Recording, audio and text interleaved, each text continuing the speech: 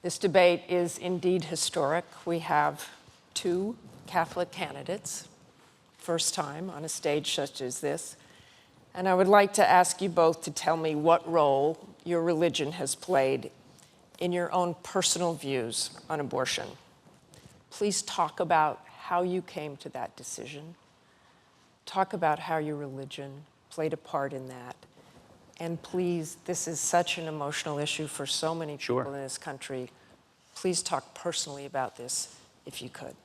Congressman Ryan. I don't see how a person can separate their public life from their private life or from their faith. Our faith informs us in everything we do. My faith informs me about how to take care of the vulnerable, about how to make sure that people have a chance in life. Now, you want to ask basically why I'm pro-life? It's not simply because of my Catholic faith. That's a factor, of course. But it's also because of reason and science. You know, I think about 10 and a half years ago, my wife Jana and I went to Mercy Hospital in Janesville, where I was born, for our 7-week ultrasound for our firstborn child. And we saw that heartbeat. Our little baby was in the shape of a bean. And to this day, we have nicknamed our firstborn child, Liza, Bean. Now, I believe that life begins at conception. Those are the reasons why I'm pro-life. Now, I understand this is a difficult issue, and I respect people who don't agree with me on this, but the policy of a Romney administration will be to oppose abortion with the exceptions for rape, incest, and life of the mother. What troubles me more is how this administration has handled all of these issues. Look at what they're doing through Obamacare with respect to assaulting the religious liberties of this country. They're infringing upon our first freedom, the freedom of religion, by infringing on Catholic charities, Catholic churches, Catholic hospitals. Our church should not have to sue our federal government to maintain their religious liberties.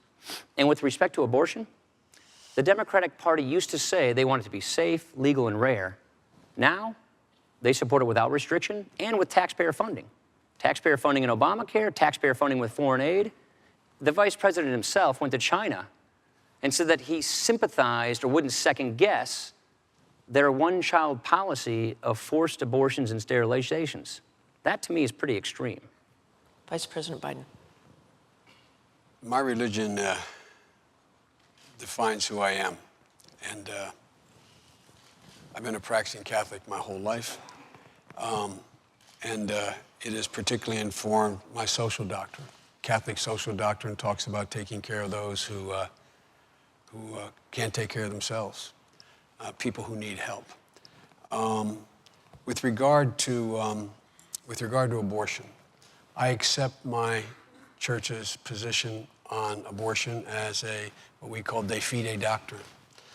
Life begins at conception. That's the church's judgment. I accept it in my personal life. But I refuse to impose it on equally devout Christians and Muslims and Jews. And I just refuse to impose that on others, unlike my friend here, the congressman.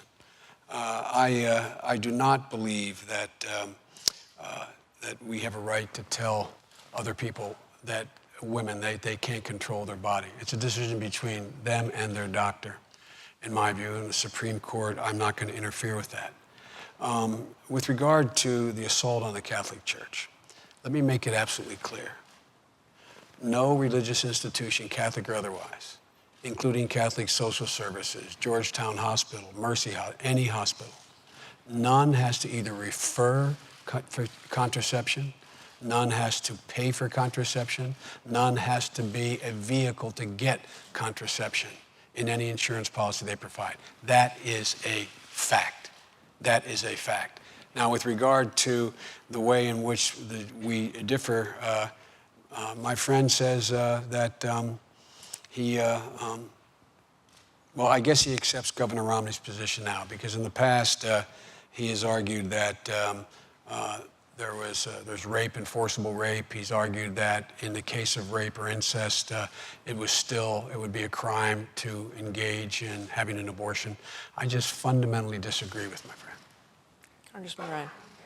All I'm saying is if you believe that life begins at conception, that therefore doesn't change the definition of life. That's a principle. The policy of a Romney administration is to oppose abortion with exceptions for rape, incest, and life of the mother. Now, I've got to take issue with the Catholic Church and religious liberty. You have If on they the issue agree of Catholic with social you, then doctrine, why you've would they taken keep issue. why would they keep suing you? It's a distinction without a difference. I want to go back to the abortion question here. If the Romney-Ryan ticket is elected, should those who believe that abortion should remain legal be worried? We don't think that unelected judges should make this decision, that people through their elected representatives and reaching a consensus in society through the democratic process should make this determination. The court, the next president will get 1 or 2 Supreme Court nominees. That's how close Roe v. Wade is. Just ask yourself, with Robert Bork being the chief advisor on the court for Mr. Romney, who do you think he's likely to appoint?